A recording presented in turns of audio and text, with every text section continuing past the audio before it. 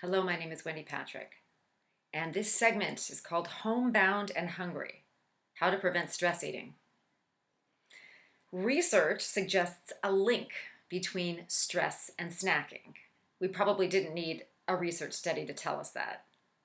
You may anecdotally realize that when you have extra time on your hands, it's easy to overindulge, particularly if you're well stocked, which many of us are now that we are in a COVID-19 period where we're trying to stay healthy at home, both physically and mentally. The gyms are closed, and for some people, based on their location, many people cannot go outside and exercise.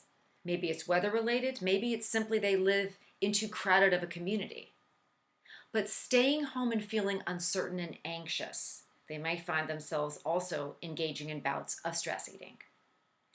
Research suggests that if you can relate to this, you are in good company. Due to pre-pandemic panic buying, many homes are well stocked in terms of food and beverages. If you're not well stocked, you've sent a family member to either stand in a social distance spaced line, or you're having your groceries delivered, ready to be quickly dragged inside to a makeshift sanitation station in a staging area somewhere between your front door and the kitchen.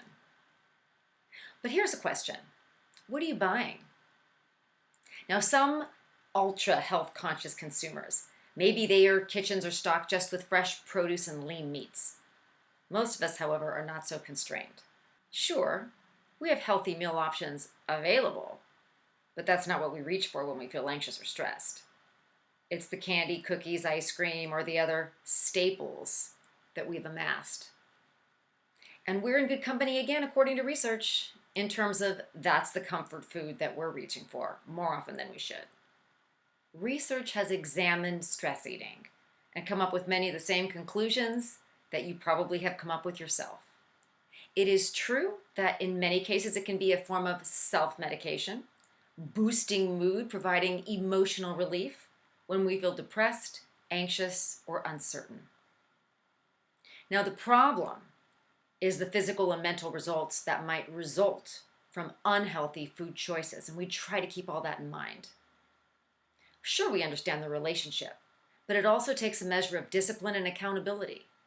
It would be great if somebody in your household had the kind of discipline and forethought and reason and persuasiveness to be able to influence everybody that you live with, that what might feel good or sound good in the moment is ultimately not the best choice. Research on stress snacking and the emotional relief that it can provide is consistent with prior research that really finds the same thing. Comfort food can be a form of self-medication. Other people respond to stress by skipping meals or undereating. But for optimum health, it would be great to be able to learn how to manage the source of stress to begin with, which is easier said than done. But even without an easy solution to managing stress, there are ways to manage stress eating. Mindful menu selection is a great way to manage stress eating. Perhaps your pantry, fridge, and freezer always contain a steady supply of comfort food. While for other people, stress and perceived scarcity has prompted acquiring a special stash of snacks that you wouldn't normally be allowed to have in the house.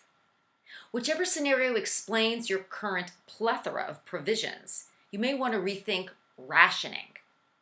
Maybe you're one of those lucky people who is completely psychologically and physically unaffected by anxiety. But chances are not everyone in your household is blessed with that composure. In addition, for people used to working or otherwise spending the day outside the home, being stuck inside throws their entire mealtime off kilter. Being forced to break usual routines can be challenging, especially when you're trying to reproduce healthy habits at home. Thankfully, we're incredibly malleable when it comes to developing new habits. The goal is to establish practices that are healthy for everyone in your household. When provisions are plentiful, the key is portion control.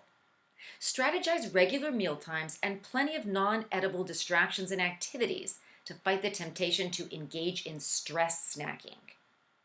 This will keep you both safe and healthy at home.